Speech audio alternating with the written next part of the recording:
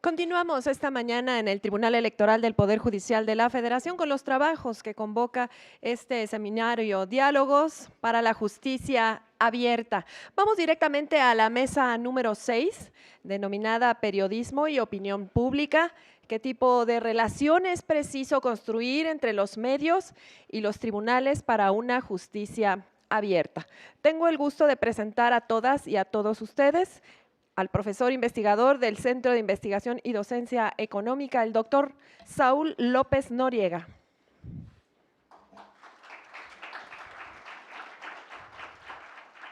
Bienvenido, doctor. Asimismo, nos acompaña por videoconferencia desde Washington Hazel Feigenblatt, quien es maestra, periodista y directora de Ciudadano Inteligente. Bienvenida a distancia.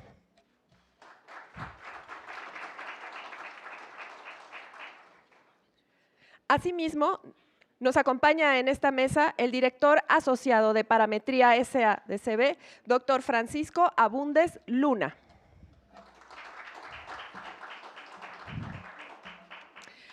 Para moderar esta mesa, tengo el honor de presentar a quien es coordinador de comunicación social del Tribunal Electoral del Poder Judicial de la Federación, Héctor Villarreal Ordóñez.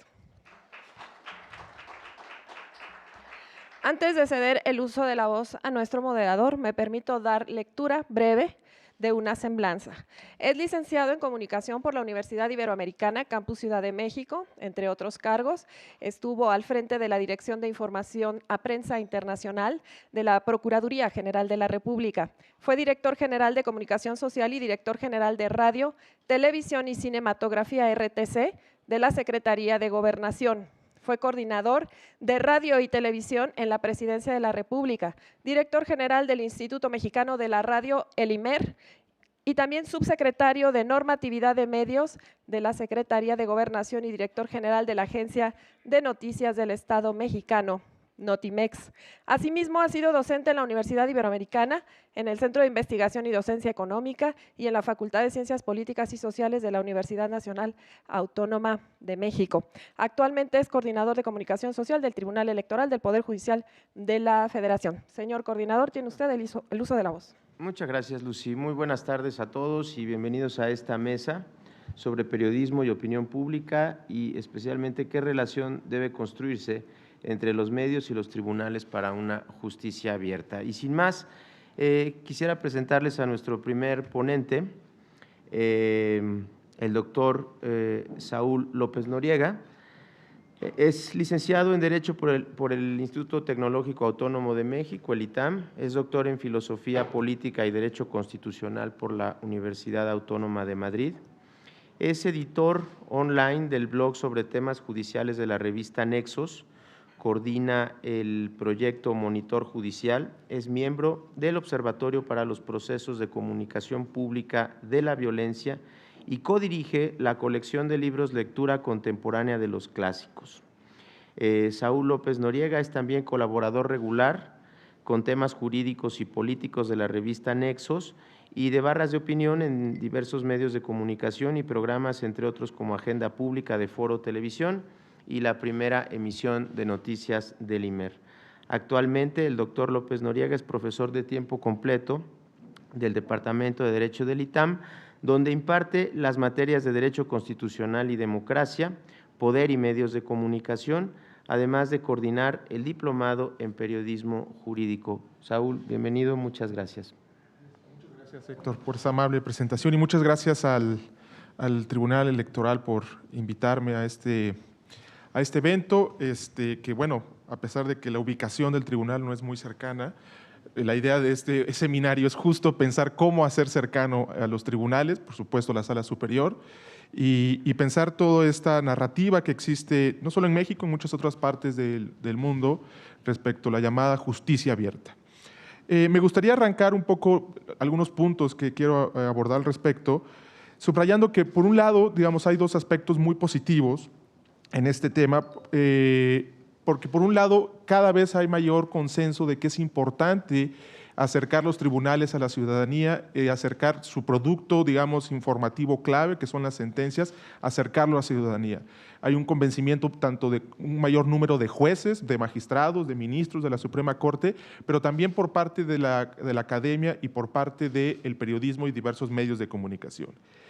Y por otro lado, también es cierto que los tribunales cada vez se han ubicado más en el centro de la opinión pública y la discusión pública. Digamos, desde hace muchos años, pero muy recientes, unos 10 años, no hay día, no hay rutina informativa que no involucre a los medios de comunicación. Cualquier problema político o social eventualmente se sabe que va a tener un aspecto o un aspecto toral, digamos, no accidental, sino toral, sustancial, en los tribunales. Y eso, digamos, es algo muy positivo, que estén ubicados en el papel que le corresponde en una democracia y que se empiecen a tratar de discutir justo cómo acercarnos más a los tribunales. Sin embargo, si bien existen estos dos aspectos positivos de conciencia del problema y de ubicación protagónica de los tribunales en nuestra discusión pública, creo que hay 4 problemas genéricos, digamos, cada tribunal puede tener diferentes retos o problemas, pero en general creo que hay 4 problemas estructurales del Poder Judicial o de nuestros tribunales y de los medios de comunicación también, para efectos de construir ese puente que es tan complicado siempre construir entre un mundo tan especializado, con una jerga tan abigarrada y barroca en no pocas ocasiones, y el periodismo y la opinión pública. Esos 4 aspectos, o retos más bien, sería el procedimiento de decisión de los tribunales mexicanos, el segundo sería el modelo de sentencia, el tercero sería la estrategia de comunicación de los tribunales, y el cuarto sería el tema del periodismo especializado y de investigación en materia judicial. Entonces, un poco lo que voy a tratar de hacer en los siguientes 10, 15 minutos es ver de estos 4 aspectos por qué yo creo que aquí hay un reto para afrontar por los que nos interesan y los jueces y los medios de comunicación.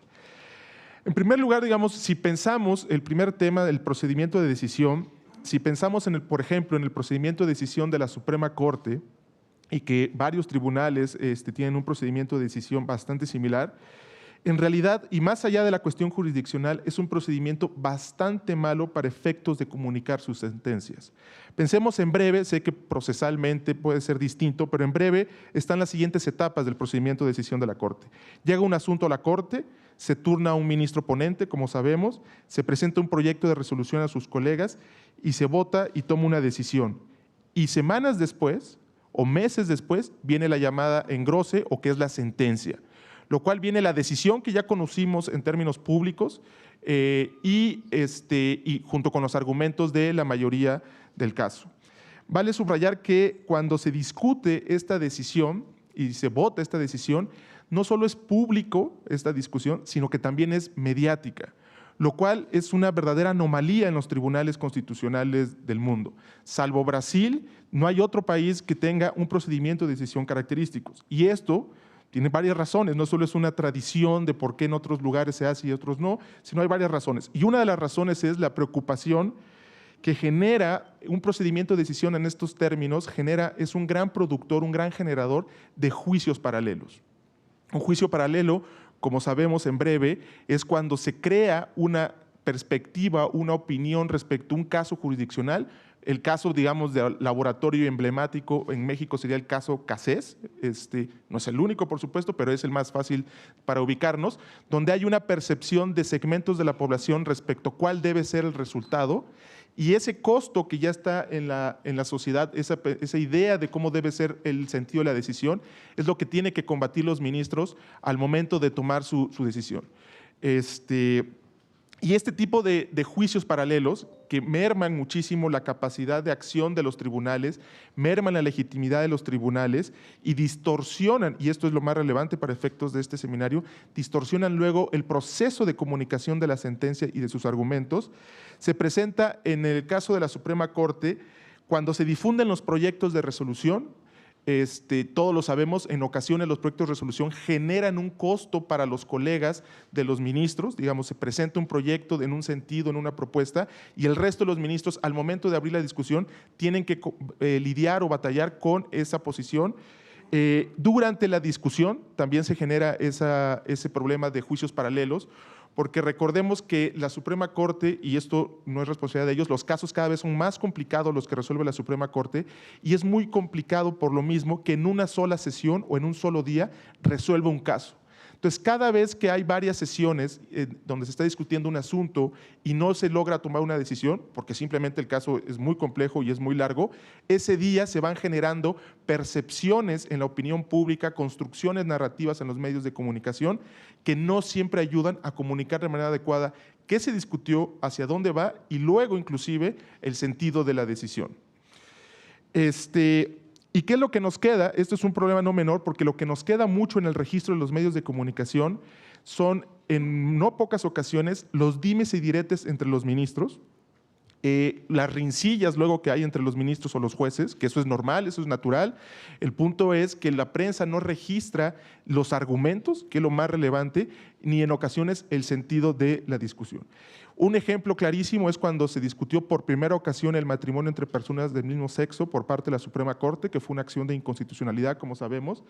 Se discutió muchísimo o se registró muchísimo en los medios de comunicación el peloteo de argumentos entre los dos grandes bloques que se formaron en la Corte respecto a este asunto, pero nunca se registró y hice el ejercicio de buscar el medio de comunicación. Cuando salió la sentencia y estaban aglutinados ahí todos los argumentos que en principio apuntalaban y daban coherencia a la decisión de ratificar el matrimonio entre personas del mismo sexo en el Distrito Federal, ningún medio de comunicación registró la salida de la sentencia por justo el problema del vacío, que una vez que se toma decisiones y se discute, viene una serie de semanas donde obviamente los medios de comunicación tienen otros temas, otra lógica, y cuando sale la sentencia, eso ya no es un tema para la discusión pública.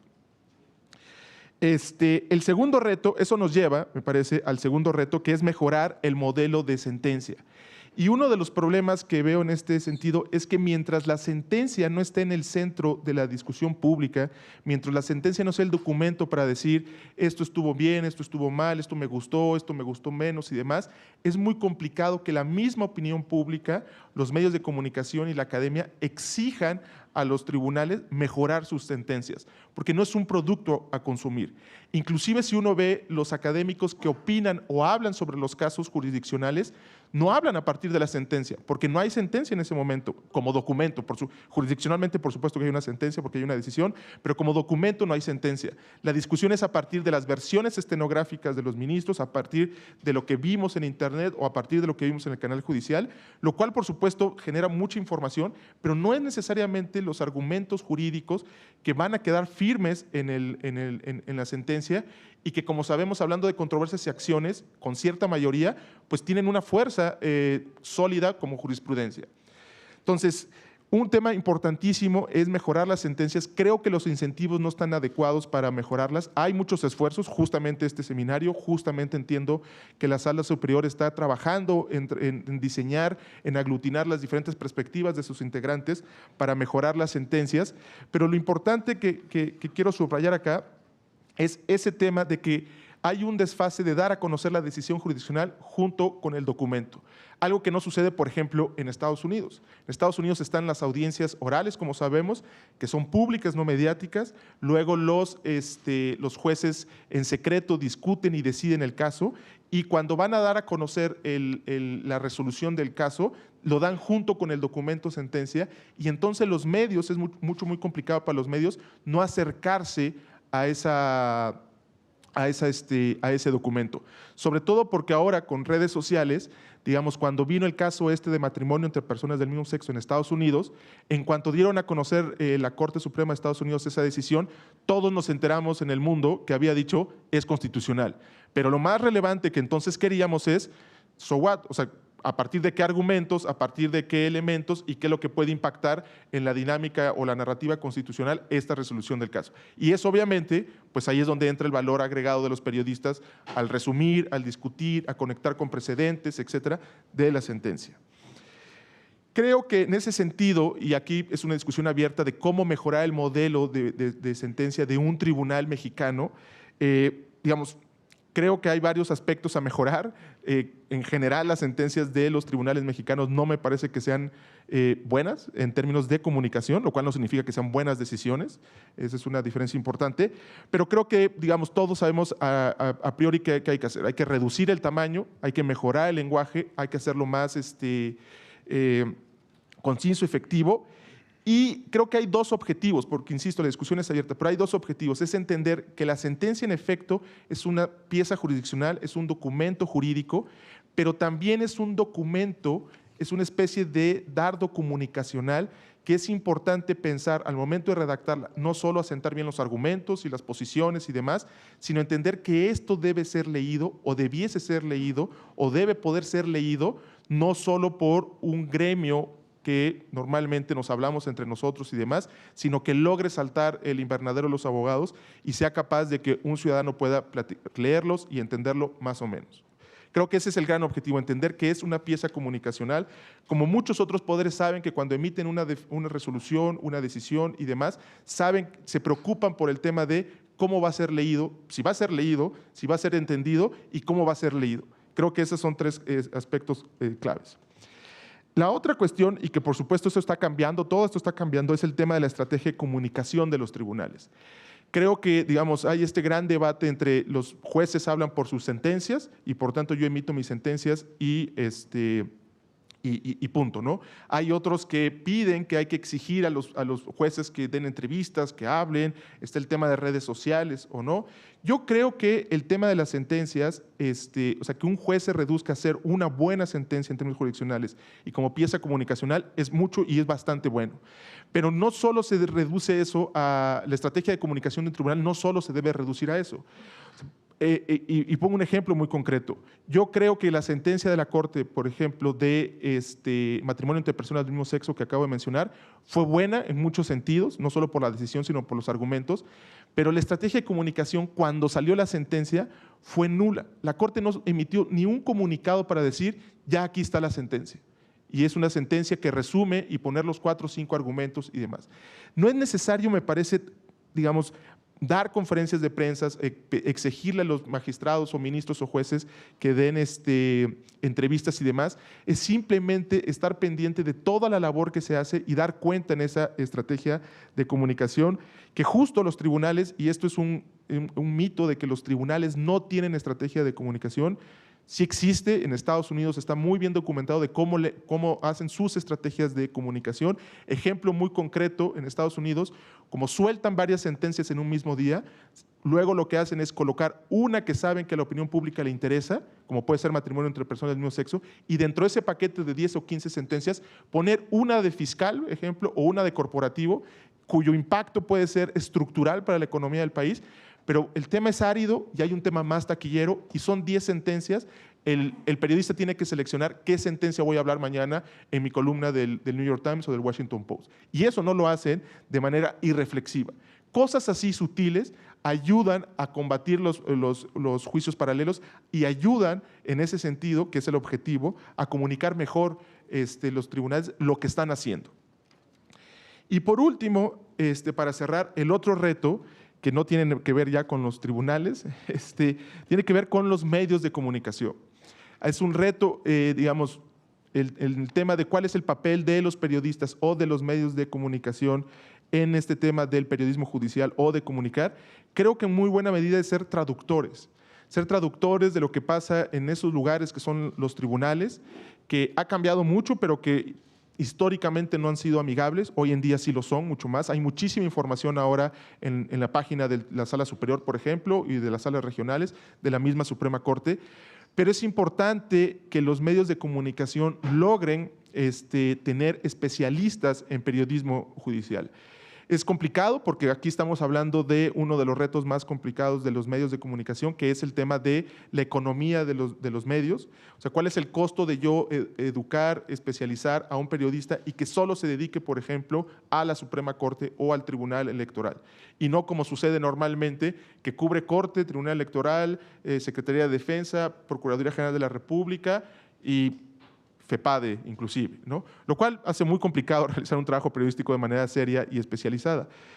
Pero sin duda, digamos, creo que el reto allí es ver que hay audiencias, digamos, hay un consumidor que sí quiere leer y conocer este tipo de noticias, y el reto de los medios es lograr no depender tanto del dinero público para efectos de su supervivencia económica y lograr generar dinero a partir de ese consumo de noticias judiciales que existe, insisto, a partir de algunos casos, como algunos blogs y demás, que tienen un enorme número de lecturas mensuales, semanales.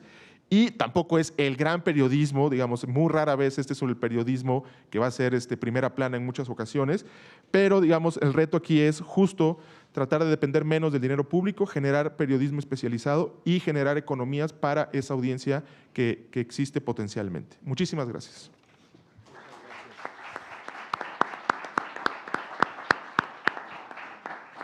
Muchas gracias, Saúl López Noriega. Pasamos a nuestra enlace a través de videoconferencia con la maestra Heisen Feigenblatt. Heisen es maestra en cobertura de asuntos públicos por la Universidad de Maryland y en ciencia política por la Universidad de Costa Rica. Ella es periodista, miembro del panel de expertos de la Asociación de Gobierno y del Mecanismo Revisor Independiente del mismo. Por su destacada trayectoria periodística, especializada en la cobertura de asuntos políticos, fue galardonada como periodista de investigación, fue corresponsal en Washington y manejó un blog sobre asuntos del consumidor, entre otros temas. La doctora Feigenblatt laboró 6 años como directora de investigación en Global Integrity, encabezando los proyectos de investigación basados en indicadores en alrededor de 100 países, incluyendo el reporte Global Integrity. Y los indicadores Africa Integrity, la investigación States Integrity sobre dinero, políticas y transparencia. Actualmente se desempeña como miembro del Consejo de la Fundación Ciudadano Inteligente, que es una organización no lucrativa que utiliza la innovación tecnológica de la información para promover la transparencia y la participación ciudadana. Muchas gracias, Hazel, y adelante. Buenos días, muchísimas gracias. ¿Puedo confirmar que me escuchan bien? Sí, se escucha bien. Se escucha bien. Perfecto. Excelente, muchas gracias. Bueno, pues evidentemente no me fue posible estar presente durante este seminario, pero agradezco mucho la oportunidad de tener esta conversación sobre un tema que, aunque no se discute con la frecuencia que quizá lo amerita, es importante y tiene mucho espacio para mejorar y para aprender. En particular, me invitaron a hacer una reflexión desde la perspectiva internacional de la relación entre jueces y periodistas en diferentes contextos y las prácticas que se están dando en diferentes países. Entonces voy a enfocarme primero, pues hacer un poco una revisión de la relación tradicional que hemos visto, cómo ha venido cambiando, en particular el impacto que han tenido los diferentes contextos políticos por una parte y los avances en tecnologías y herramientas tecnológicas por otra, y finalmente cierro con algunas prácticas para construir una relación más fluida. Quizá es útil empezar por hacer pues pensar un poco en el hecho de que en un sistema democrático saludable, los jueces y los periodistas en realidad tienen hay una dimensión en la que son aliados naturales, ¿no? La independencia y la legitimidad del Poder Judicial, como bien sabemos, está muy ligada a la percepción pública, y eso significa que es importante que el público entienda la labor del Poder Judicial para poder confiar en que hay justicia, ¿no? Y la labor de los periodistas, la cobertura periodística es indispensable en ese trabajo. Por otra parte, los periodistas evidentemente necesitan la libertad de prensa para poder hacer su trabajo, y no en pocas ocasiones últimamente recae en los jueces el defender y reafirmar esa libertad. El problema surge en que estamos hablando de disciplinas que vienen de tradiciones sumamente diferentes, ¿no? Y entonces tenemos un abismo en la comunicación que, aunque ha venido mejorando, y vamos a discutir un poco las razones por qué más adelante, lo cierto es que hay también percepciones, digamos, que son problemáticas. Desde la perspectiva periodística, a veces, e incluso pues de los ciudadanos comunes, ¿no? A veces se percibe el trabajo de las cortes como discusiones en una torre de marfil, ¿no? Donde no queda muy claro cómo se están dando esos debates, porque entonces hay varias razones. Por una parte, hay una tradición, digamos, de silencio en el que los jueces dicen las decisiones hablan por sí solas. Y en muchos casos es cierto, ¿no? Hay también, y es comprensible, un temor al riesgo de dar declaraciones y revelar prejuicios o generar una percepción de parcialidad. Y de alguna forma, todo esto ha llevado a, pues, permitirle al Poder Judicial tener sus debates y tomar decisiones a puerta cerrada, algo que no es, digamos, y le ha permitido pues estar sujeto a un escrutinio público y periodístico mucho menor que a los otros poderes del Estado, lo cual es un poco irónico considerando que el poder pues, judicial viene a ser el garante del Estado de Derecho, ¿no? Entonces, surge la pregunta de si es necesario que mantener ese nivel, digamos, de secretismo, no secretismo, pero digamos de esa barrera hacia el periodismo y los ciudadanos. Por una parte, las decisiones, aunque en muchos casos, quizá la mayoría, efectivamente se explican por sí solas, eso no es siempre el caso, ¿no? Y a veces hace falta dar explicaciones, recibir preguntas y explicar por qué. Hay casos en los que se observan inconsistencias que los mismos abogados, juristas, pues piden, sobre las cuales se discuten públicamente.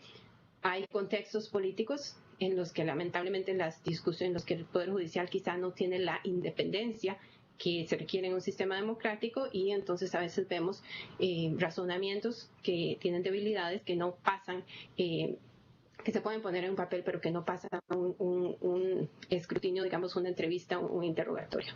Y en algunos casos no se entienden. Creo que Saúl decía muy diplomáticamente, se refería a esto. Hay casos en los que simplemente nadie entiende un por tanto, ¿no? Yo recuerdo una ocasión en la que estaba trabajando como periodista, se publicó un por tanto al final de la semana, un viernes, y no se entendía si paralizaba el proceso o no lo paralizaba.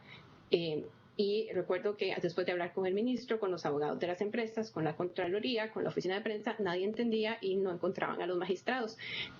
Todo el mundo podía esperar el fin de semana, yo tenía que publicar al día siguiente, entonces llamé al magistrado, al presidente de la Corte a su casa en la noche, a ver si me quería aclarar el asunto, y recuerdo que cuando le expliqué la situación le dio risa y me dice, sí, es que aquí no sabemos escribir todavía. Entonces también a veces cuando existe, digamos, suficiente confianza como para tener ese tipo de intercambios, es más fácil tener una comprensión mutua del trabajo que de los dos lados. Y bueno, por parte, desde la perspectiva de algunos jueces, a veces surgen dudas sobre la capacidad o la autoridad de los periodistas para pedir cuentas.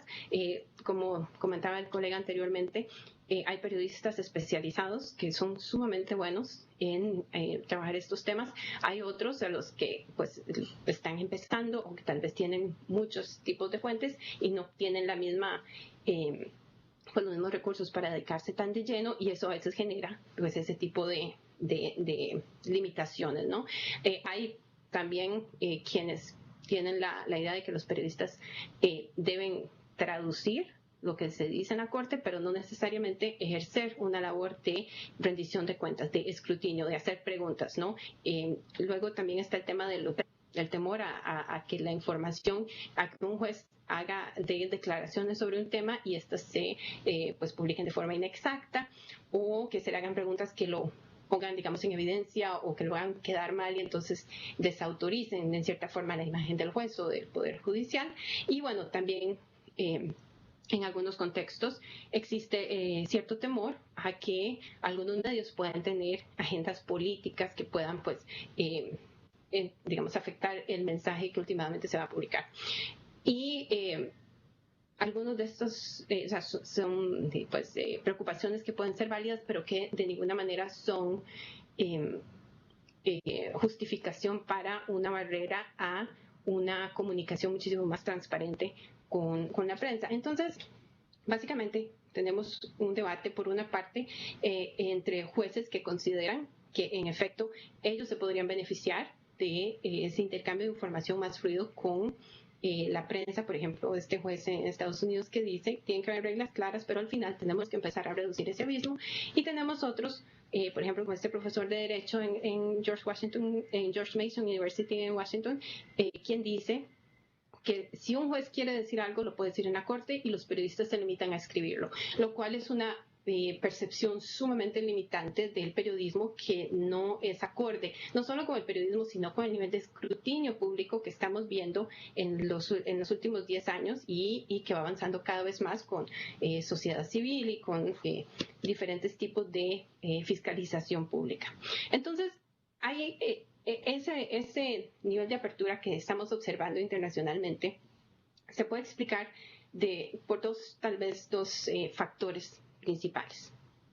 Uno de ellos es las experiencias de algunos poderes judiciales en los 80s y los 90s, cuando los regímenes dictatoriales de sus países cayeron y estos poderes judiciales se vieron de pronto en la posición de tener más independencia, tener que luchar por ella y a la vez tener que construir confianza pública, que era el principal, digamos, factor que les permitía defender esa independencia. Y eso entonces los llevó a abrirse muchísimo más de lo que había sido el Poder Judicial entendido hasta ese momento en cuanto a su relación con la prensa y con el público. Estamos hablando entonces de, en algunos casos, campañas de información, de un intercambio informal muchísimo más fluido y espontáneo entre jueces y periodistas pues además de acceso a información, a datos, a documentos, etcétera. También explicación de asuntos de procedimiento, de conceptos legales. Eso evidentemente entonces tuvo un impacto más fuerte en países que tenían una democracia, digamos, en crisis. Y luego tenemos más recientemente los avances en temas tecnológicos de información y comunicación que obviamente afectan a la mayoría de países y en los que, como vimos en el panel anterior sobre gobierno abierto, están realmente dándole las herramientas y la capacidad a los ciudadanos, sean individuos, sociedad civil, organizaciones de sociedad civil o periodistas, la capacidad de analizar información, de pedir información más detallada como parte de una labor de fiscalización pública muchísimo más agresiva de lo que se había hecho antes, y eso pues está también entrando en los poderes judiciales ya sin tanta distinción como la que habíamos visto antes entre el Poder Judicial y los poderes legislativo y ejecutivo anteriormente. Entonces vamos claramente hacia un mundo en el que pues la labor judicial es está cada vez más expuesta al público como debe ser, y la pregunta es ¿qué muestran las experiencias de los diferentes países en ese sentido? ¿Cómo están avanzando? ¿Qué están aprendiendo? No es un tema, lamentablemente, aunque se discute bastante, no es un tema sobre el que se hayan hecho muchos estudios, pero me llamó la atención uno que se publicó este año. Básicamente no estudió un gran número de países, pero hizo casos de estudios sobre países que han tenido pues experiencias contrastantes, ¿no? Entonces, de un lado del espectro tenemos países que muestran un nivel de apertura hacia la prensa mayor. Sobresale casualmente Latinoamérica. Ellos mencionan el caso de Brasil, el caso de Argentina, en donde hay canales de YouTube que no son solo como las transmisiones de un proceso judicial, sino que además hay material noticioso, hay audiencias de millones de visitantes, etcétera. Se hacen campañas para llegar a diferentes segmentos del público por redes sociales, por medio de conferencias, etcétera. Entonces hay, digamos, un nivel de apertura, de acceso a documentos que tal vez no se ve incluso en países que tradicionalmente se habían reconocido como más abiertos. Y eso casualmente los estudios lo rastrean a las luchas en esos países de los poderes judiciales por defender su independencia. En ese sentido, entonces, esa transparencia les ayuda a pues poner en evidencia cuando se están recibiendo, digamos, presiones, etcétera, y eso es lo que, digamos, ahí esa relación con la prensa ha ayudado de gran forma a pues mantener, digamos, un comportamiento más democrático. Luego está Canadá, Estados Unidos, Noruega. Estos son, como vemos, democracias históricamente estables. El caso de Canadá va muchísimo más allá de la mayoría.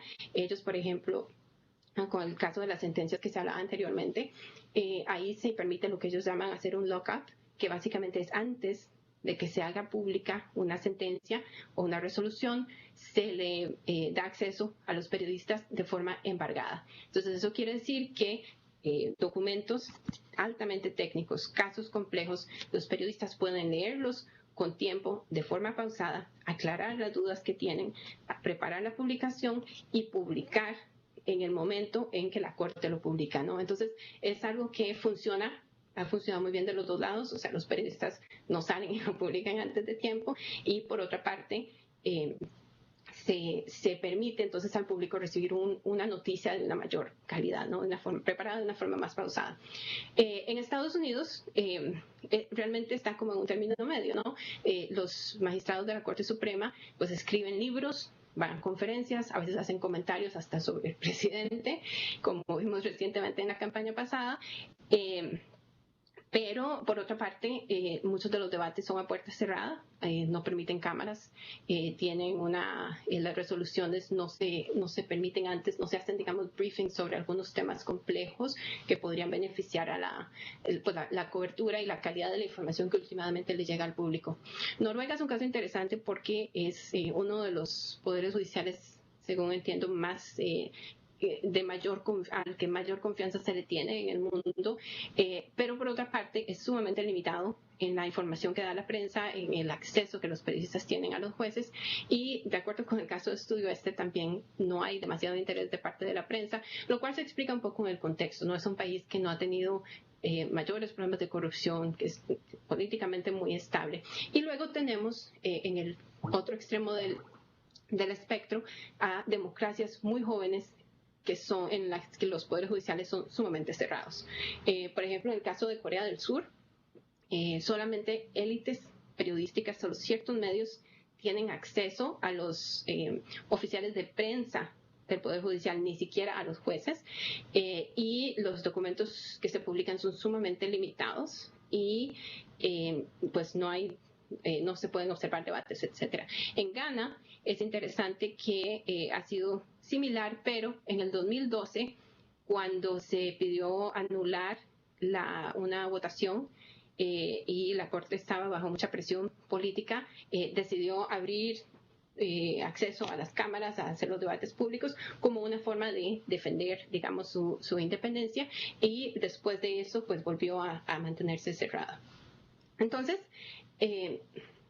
lo que vemos, aunque estas no son necesariamente, no es una fórmula al nivel digamos, de democracia, entonces, ¿cuál es la relación? Pero sí vemos que hay una relación clara en la medida, en la forma en que la relación con la prensa, con los periodistas, contribuye a mantener la independencia, la confianza en el Poder Judicial. Ahora, ¿qué prácticas interesantes se observan en otros países en ese esfuerzo por construir una mejor relación? Yo veo dos pilares importantes. Uno de ellos es abrir datos, el otro es dar explicaciones. Abrir datos, estamos hablando de pues, gobierno abierto, lo vimos bastante en el panel anterior. Mucho del trabajo que los periodistas hacen es analizar datos, es buscar información, comparar cosas. Y en ese sentido, entonces, encontrarla en línea, poder saber que la información ya está publicada, eso ayuda enormemente. Un estudio que se hizo recientemente sobre 7 países en Latinoamérica concluye que, aunque se han hecho avances importantes en este sentido, solamente un país, Costa Rica, pareciera ir encaminado de una forma sistemática hacia un sistema de justicia abierta. Y aún así, tiene problemas, digamos, en cuanto a que la información que se publica no está suficientemente desagregada, no es completa, oportuna, y rastrean esto un poco a la resistencia que hay todavía dentro del Poder Judicial al escrutinio público, ¿no? A pesar de que el liderazgo judicial está caminando hacia eso. Y el otro aspecto indispensable es el de dar explicaciones. Aquí es donde volvemos al tema de si las decisiones hablan por sí solas, de si basta con hacer análisis de datos y leer un documento, y la respuesta es no. Si entendemos a la prensa como un actor que también contribuye a la rendición de cuentas, al escrutinio público, entonces es importante que exista ese diálogo. Algunas prácticas que me han parecido interesantes en ese sentido es... hay jueces que hacen, digamos, reuniones, conversaciones informales con la prensa para explicar cosas del caso. Eso no quiere decir que se va a publicar lo que van a decir, pero los periodistas tienen la oportunidad de aclarar cosas importantes. Y creo que además le da al juez un excelente puente para medir si lo que está escribiendo, si las decisiones que están tomando están quedando claras al público. Porque si no las entiende un periodista que se ha venido dedicando a seguir estos casos, pues posiblemente tampoco las va a entender el ciudadano común, ¿no? Y también depende de los casos, ¿no? Hay casos muy complejos, otros casos sencillos, cuando realmente amerita, pues cuando hay preguntas, ¿no? Entonces, esos son... y bueno, también se están haciendo cada vez más comunes los entrenamientos para los periodistas para entender mejor los procesos de la Corte, pero además para los jueces de saber cómo trabajar con periodistas. En ese sentido, hay un tema de reglas claras y de transparencia que es importante. ¿Reglas claras en qué sentido? Por una parte, le daría muchísimo más confianza a las dos partes conversar si están en la misma página de qué significa hablar off the record, qué significa hablar solo como contexto, en qué caso se va a publicar qué, cuándo no se va a publicar. Y eso es algo que se puede simplemente discutir, se debe discutir en cada conversación. Y con respecto a transparencia, es cada vez más común ver decisiones arbitrarias por parte de jueces sobre en qué casos se va a permitir que haya Twitter, que los periodistas estén tuiteando desde ahí, o que tengan cámaras, o que, digamos, se pueda utilizar los blogs o no. Hay casos donde un juez dice sí se puede hacer microblogs, pero no se puede hacer Twitter, a pesar de que es básicamente lo mismo. Entonces, el evitar explicar, o sea, deberían haber protocolos, y si no los hay, por lo menos explicar por qué se toman esas decisiones para evitar una percepción, digamos, que no genera confianza en el juicio del juez en ese sentido. Y finalmente, la conciencia de que hay la cobertura periodística de los temas judiciales, a final de cuentas, es una responsabilidad compartida. Como sabemos, la gente lee cada vez menos y se quiere informar de una forma muy simple y muy rápida. Y eso quiere decir que los periodistas tienen que hacer su tarea de entender el lenguaje legal para poder traducirlo, pero también que los jueces tienen que esforzarse por asegurarse de que están comunicando correctamente. En ese sentido, un mecanismo interesante que se hace en algunos, que lo hace una organización en Estados Unidos, es talleres con periodistas y jueces en los que se hacen ejercicios como poner a los jueces a tratar de escribir una noticia en un tiempo corto, como para que haya un entendimiento mutuo de los retos que realmente enfrentan los dos lados, ¿no?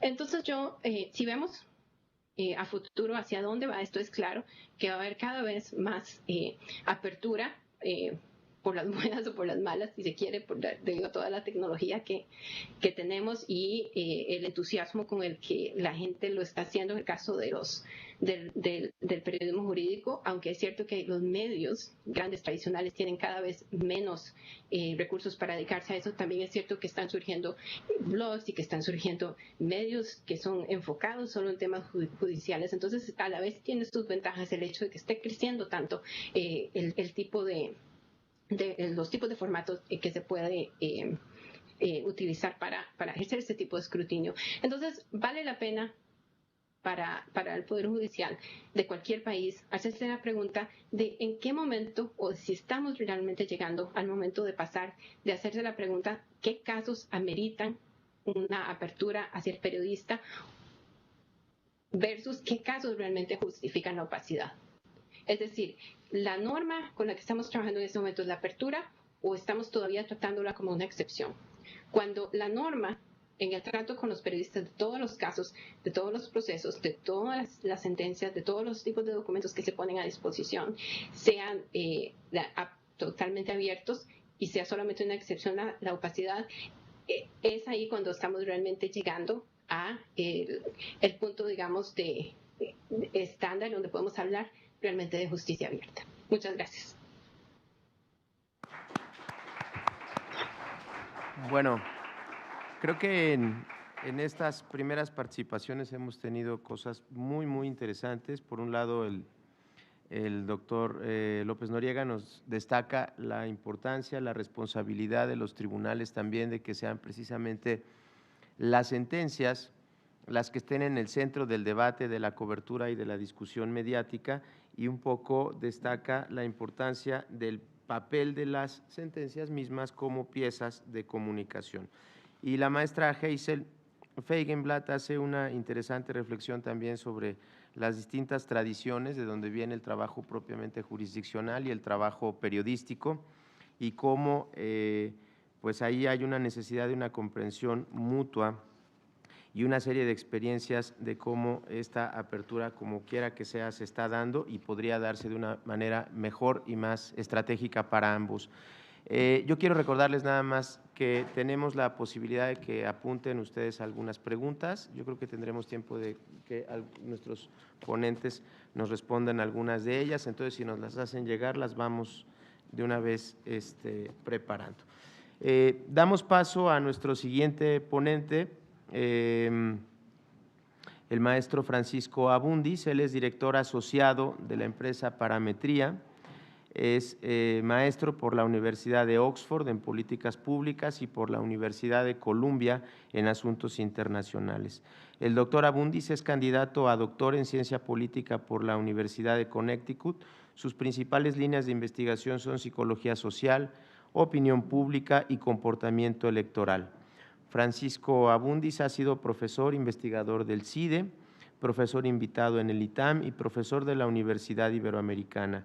Se desempeña actualmente, y lo ha hecho por muchos años, como consultor del gobierno federal, de gobiernos locales, de partidos políticos y de organizaciones internacionales, como el Banco Mundial, el British Council, la UNESCO, entre otras instituciones.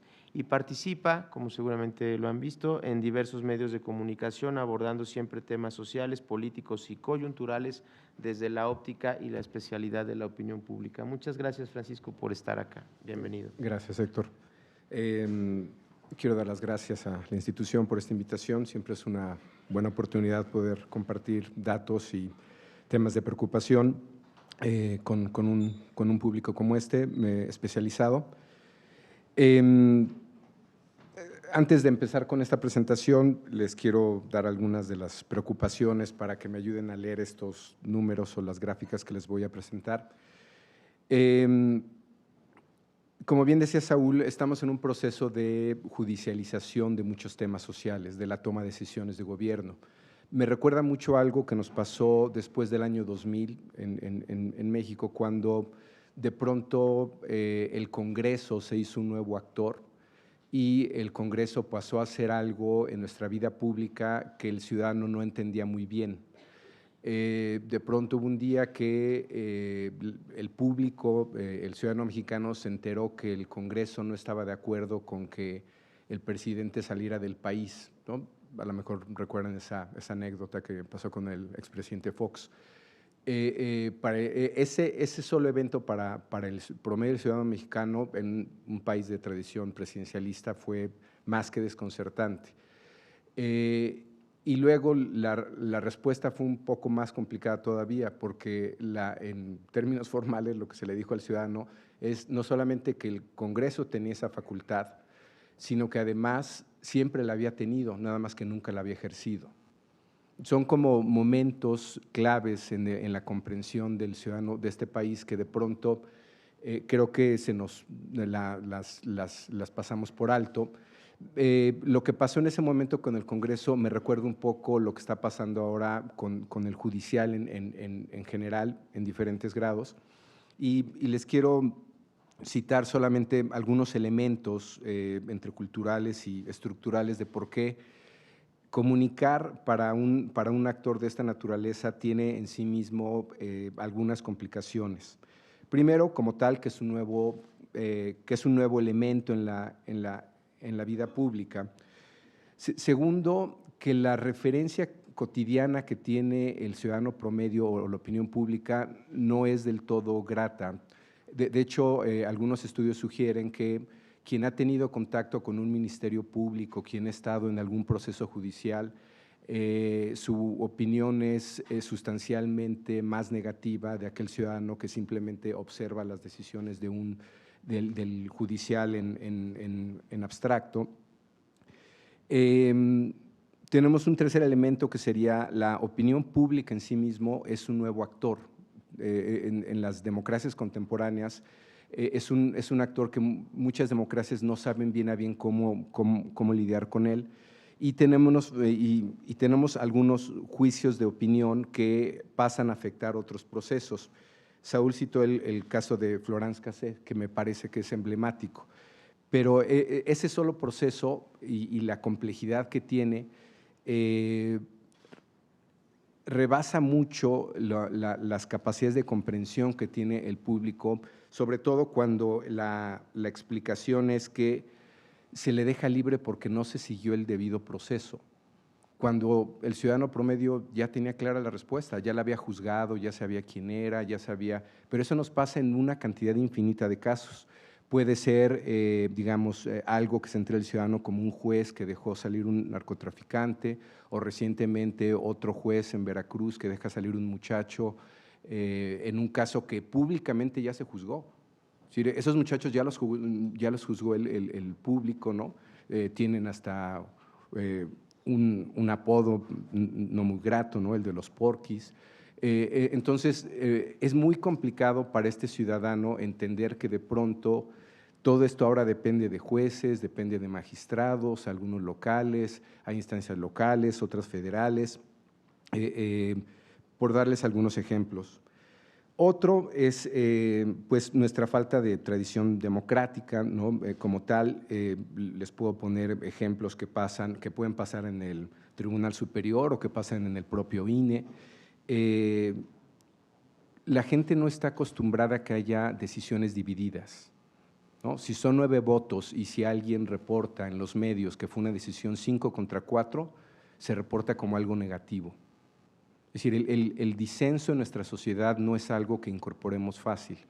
Y si hay una votación similar en el Tribunal Superior de Justicia, es similar el juicio. Otro punto, y digamos aquí yo creo que varios actores de la vida pública podríamos padecer de este mismo problema, es precisamente la falta de prensa especializada. Y aquí es un cuestionamiento, una crítica genérica a los medios. Si bien tenemos programas de mesas de discusión, frecuentemente estos programas son mejores mientras sean entre especialistas.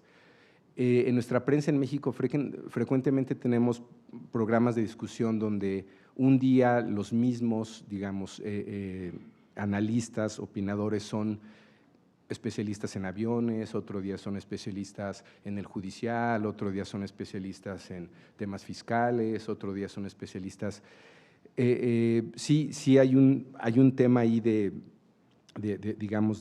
responsabilidad de los medios y ahí, hace un momento que se habló de se puede informar al público o se le puede explicar.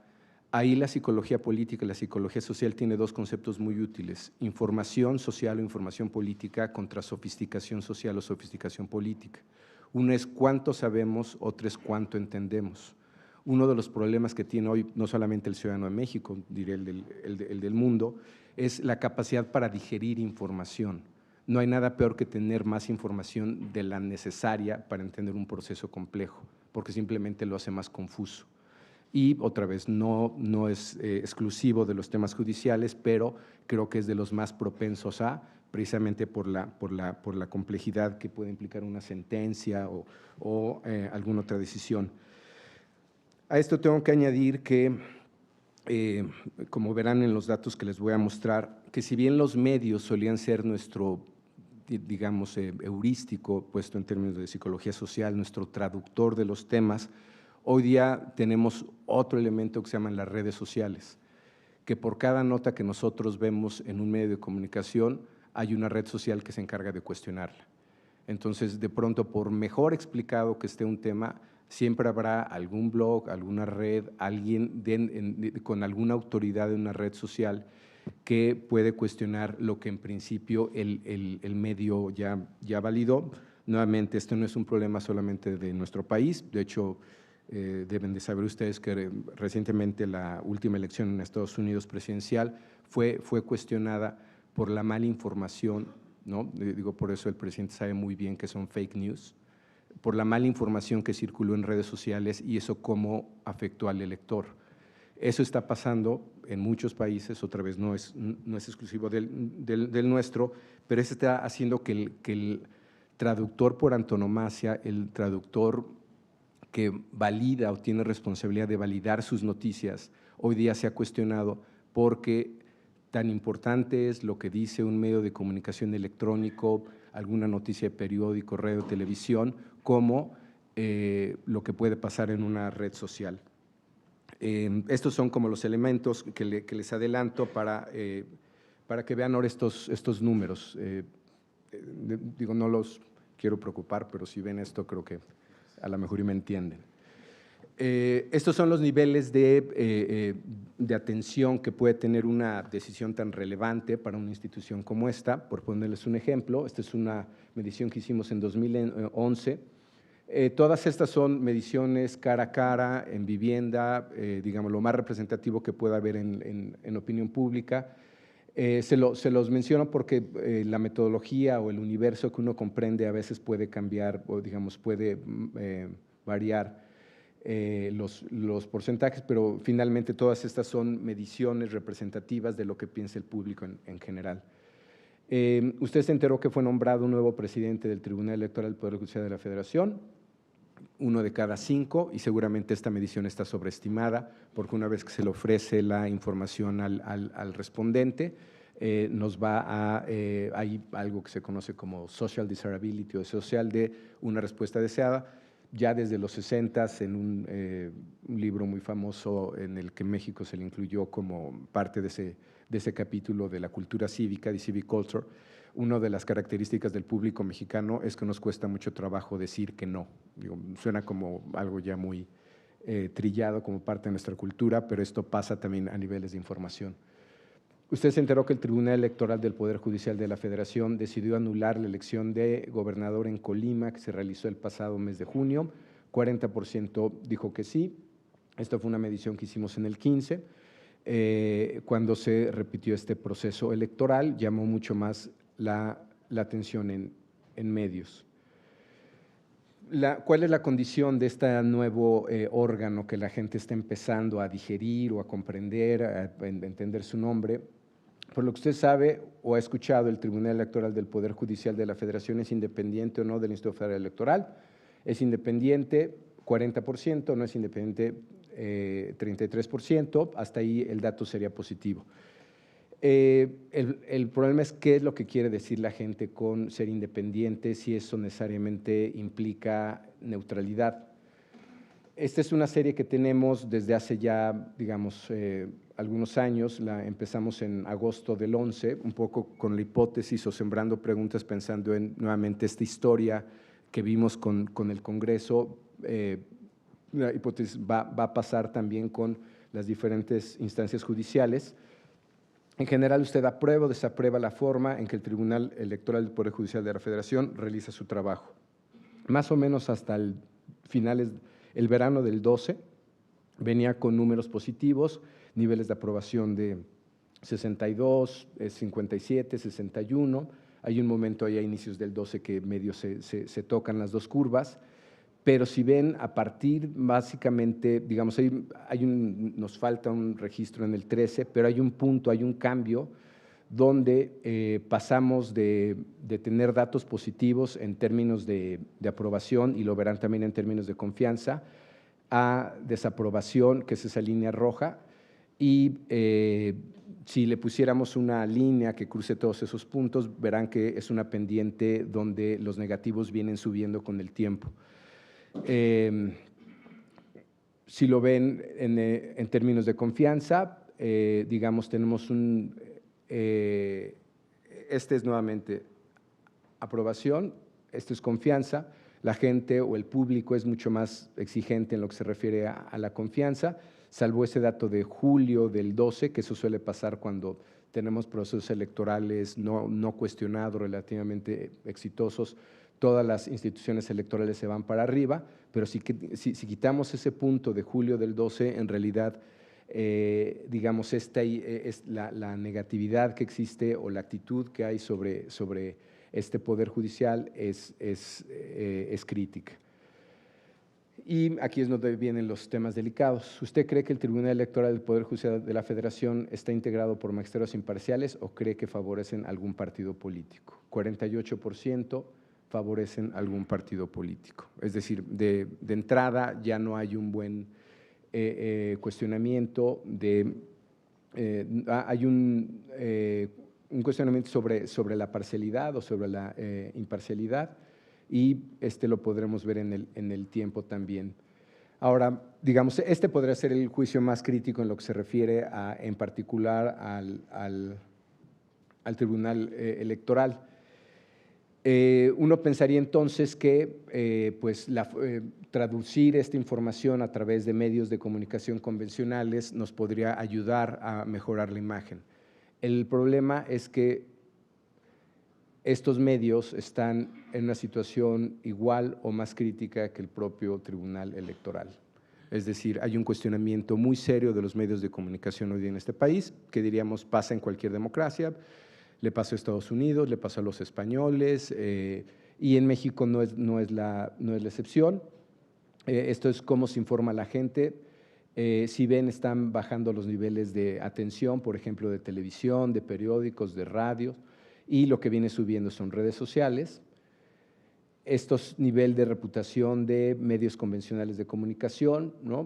Medios como Televisa, TV Azteca, Canal 11, que por cierto, es el tercero más conocido y el de mayor reputación a nivel nacional, televisión estatal, Foro TV, CNN, Proyecto 40, Canal 22, Milenio, Imagen, Canal 34 y Canal 28. Si ven, todos están en números positivos, y digamos, sería un mapa de su nivel de conocimiento y su nivel de opinión. Pero si lo vemos en tendencia, cambia la historia. Esto es, ¿qué tanta confianza hay en noticieros de radio, por ejemplo? La línea verde es mucha confianza o algo de confianza, y la roja es poca o nada de confianza. Si ven, también esta es una serie larga, ya de casi 15 años.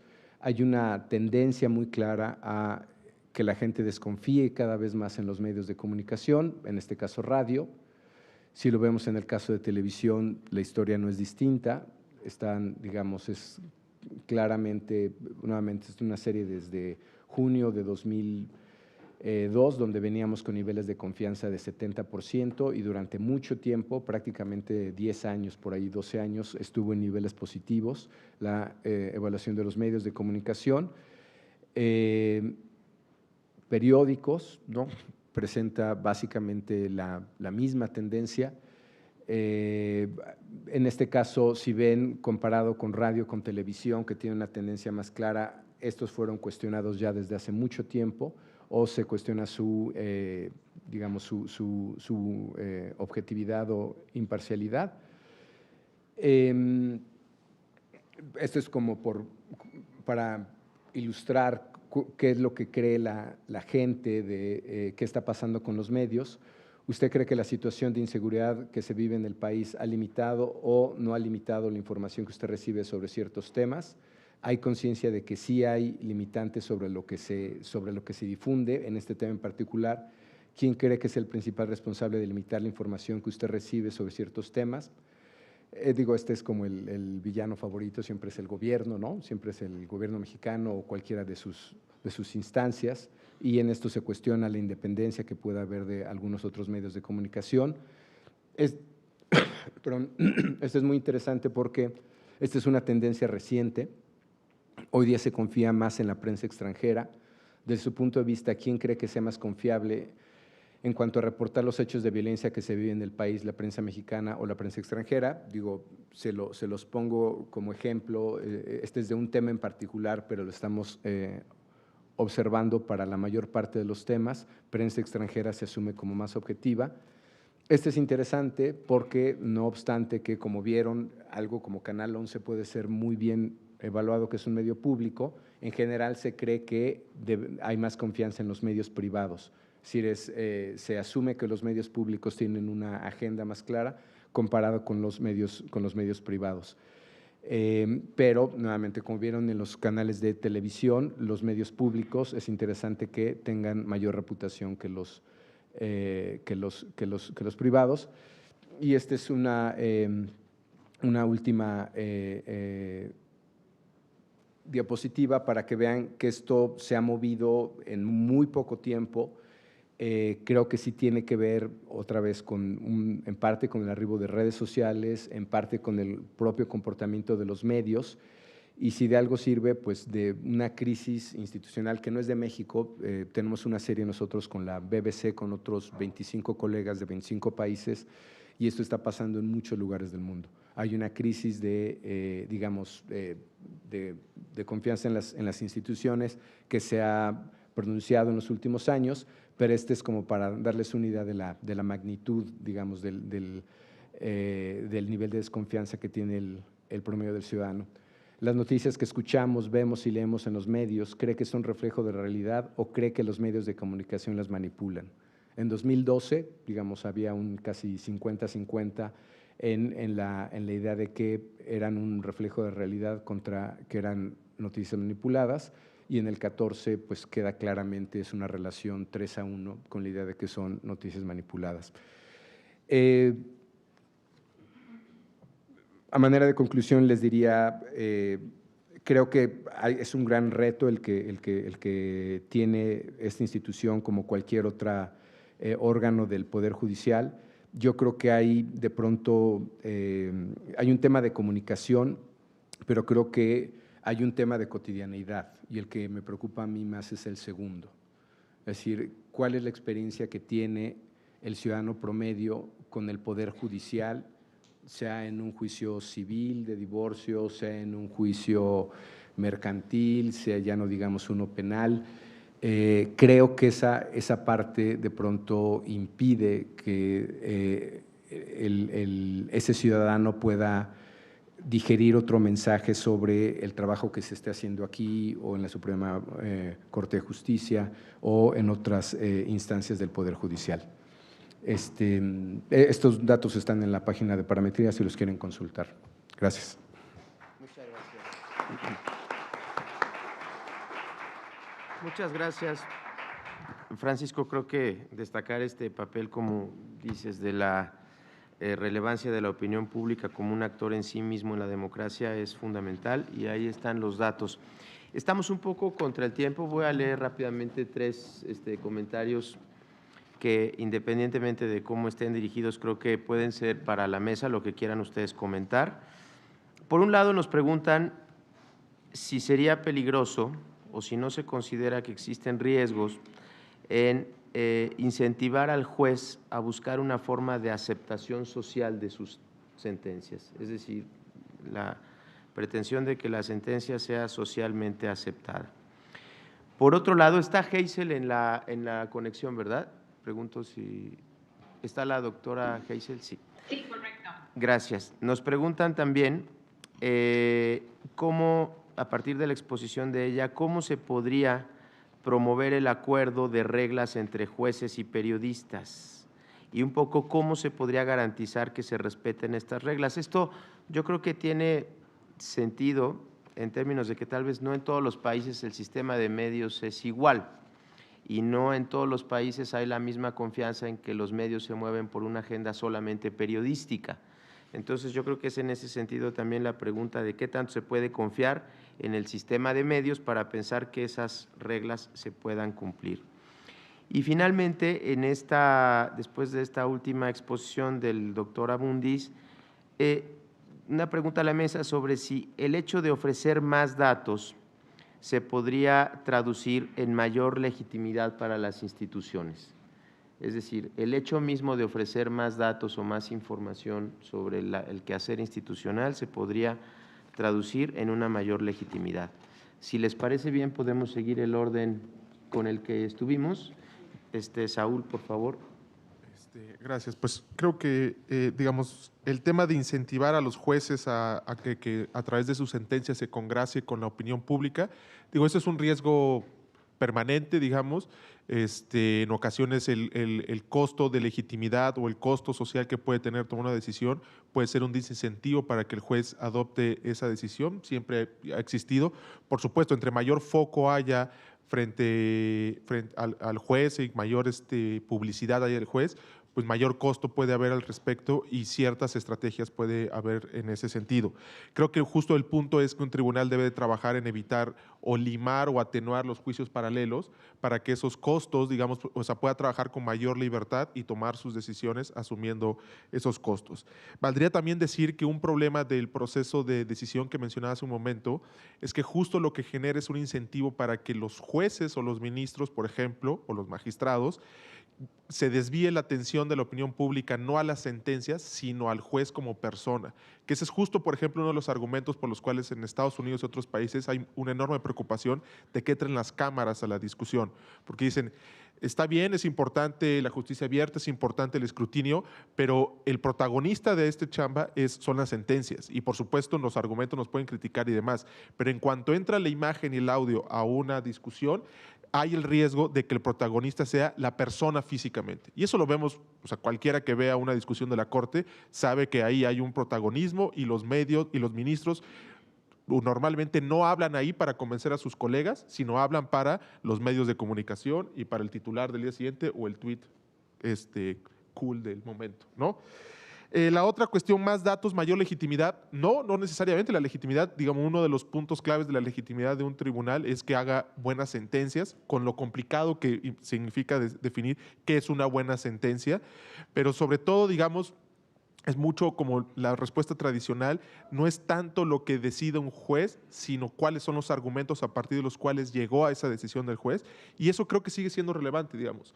No es una cuestión de dar más datos, sino de explicar mejor lo que se está decidiendo. Eso ayuda mucho a entender estas cuestiones que mencioné, si son imparciales o están cercanos a un partido político y demás. El hecho de explicar por qué bajé este spot, por qué llegué y dije que esta elección debe anularse y la anulé y demás, el socializar esos argumentos, hacerlos digeribles para la opinión pública es el mejor sustrato para construir legitimidad, ¿no? Gracias. Muchas gracias, Saúl. La maestra Hazel Feigenblatt, por favor. Gracias.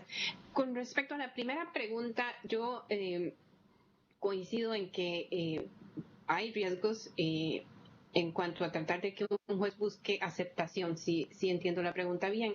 La idea no es, digamos, como yo lo entiendo, no es que un juez busque aceptación social. Lo que creo que es importante y esencial para cualquier juez es que sus decisiones, particularmente cuando son muy complejas o son controversiales, se puedan explicar como justas, como razonadas, con argumentos claros. Puede ser que hayan, como ocurre con los abogados, siempre va a haber varias opiniones, pero el tema es que haya un razonamiento claro que dé la impresión de justicia. Eso es lo que al final de cuentas realmente importa. Entonces, es un poco parecido al reto de los periodistas, ¿no? Si uno escribe una noticia que muestra problemas, no sé, de seguridad en un aeropuerto, es muy posible que al director del aeropuerto le parezca que es subjetivo y que no le, pues no sé, que es una nota negativa, ¿no? Pero al final de cuentas hay normas de seguridad que determinan eso. Entonces no es si la noticia, si hay una aceptación de la noticia o no. Es la noticia, digamos, basada en hechos. Está presentando los hechos y los está describiendo de forma clara. Entonces es importante tener claro que no es incentivar a buscar aceptación, es incentivar a explicar por qué las decisiones que se están tomando son justas y son últimamente legítimas. Precisamente el tema de la confianza pasa mucho por entender que las decisiones se están tomando de una forma justa. Eso es absolutamente esencial. Y con respecto a la segunda pregunta, ¿cómo promover reglas entre jueces y periodistas y que realmente se respeten? Efectivamente, dependen del sistema. Un ejemplo interesante que se ha dado mucho aquí en Estados Unidos es con casos de, digamos, de alto perfil en donde hay una gran cantidad de prensa que va a asistir a las audiencias. Y en esos casos, algunos jueces lo que han hecho es pedirle a los periodistas que van a estar encargados de cubrirlas que se organicen entre ellos mismos y que propongan cuáles son las reglas con las que se va a cubrir. El juez lo ve, si le parece lo aprueba, si le parece que hay que hacer algún cambio lo hace, y entonces son reglas, digamos, en las que se llega a un acuerdo mutuo, ¿no? Y entonces los mismos periodistas, cuando ven que alguien se está saliendo de la regla, ellos mismos son los que, digamos, hacen presión para que se cumpla. Esa es una forma. En casos, en contextos donde tal vez no hay confianza o hay una gran desconfianza mutua, a veces es un tema de proceso. Hay que construir una relación. A veces parece obvio, pero el llegar y presentarse al periodista o el presentarse al juez, quién soy, qué es lo que hago, y puede hacer una gran diferencia. En algunos casos pues, se puede empezar no con lanzar al juez a atender a un grupo de periodistas. Eso tiene muchos riesgos para cualquier persona y sin duda para un juez. El tema, digamos, es tal vez empezar con organizar una reunión con un periodista que conozca mucho que haya venido siguiendo un caso con, digamos, con mucho detenimiento, una reunión informal como para aclarar dudas, intercambiar información de contexto, digamos, en la que el periodista sabe que no va a publicar cosas, digamos, declaraciones, pero tiene la oportunidad de entender más a fondo los temas e incluso tal vez de escuchar los nuevos casos que vienen, etcétera. Entonces se puede ir empezando, digamos, pero es un proceso en el que las dos partes tienen que tener interés en cultivar esa relación. Hay diferentes prácticas que se pueden hacer en ese sentido, pero quizá por el tiempo pues lo puedo dejar ahí. Gracias, maestra. Por favor, un breve comentario, Francisco. Lo veré yo como un peligro que un juez busque la aceptación social, porque pasaría lo mismo que sucede con políticos, o decir que no están dispuestos a pagar los costos de tomar una decisión, y sí creo que es un tema delicado. De hecho, lamentablemente, precisamente por la forma en que los medios plantean los temas, da la impresión de que más de un actor, no solamente jueces, de hecho incluso lo veo con abogados, se ven sujetos de este juicio público, ¿no? Digo, si ven la cobertura, por ejemplo, de lo que está pasando con el exgobernador Duarte, se critica a sus abogados porque son los mismos abogados que defienden a la maestra, ¿no? Si eres, como diría Silva Jerez, o que aquí no creemos en el derecho de los malos, ¿no? Si son malos tenemos que lapidarlos, ¿no? O ya el juicio público va por delante, ¿no? Entonces, entiendo la preocupación, pero sería tan grave como lo que pasa con los políticos. Finalmente, igual que hay una judicialización de procesos sociales, creo que hay un peligro de politización de la justicia, que es lo que nos pasa a veces. De hecho, como ejemplo, ya está pasando con el Chapo. El Chapo pasó, digo, no lo traigo en gráfica, pero pasó de tener una imagen negativa de menos 80 y hoy día tiene ya una imagen no positiva, pero está en menos 5. En los últimos 5 años la imagen del Chapo ha mejorado 75 puntos. Ustedes díganme a quién cuestiona esos números. Gracias. Muchas gracias. Gracias a todos y gracias a ustedes. Pasamos a la siguiente mesa. Gracias. Agradecemos a quienes integraron esta mesa. No habrá receso para la siguiente mesa en el marco de este seminario. Así es que les pedimos, por favor, continuar en sus respectivos lugares. Por su atención, muchísimas gracias.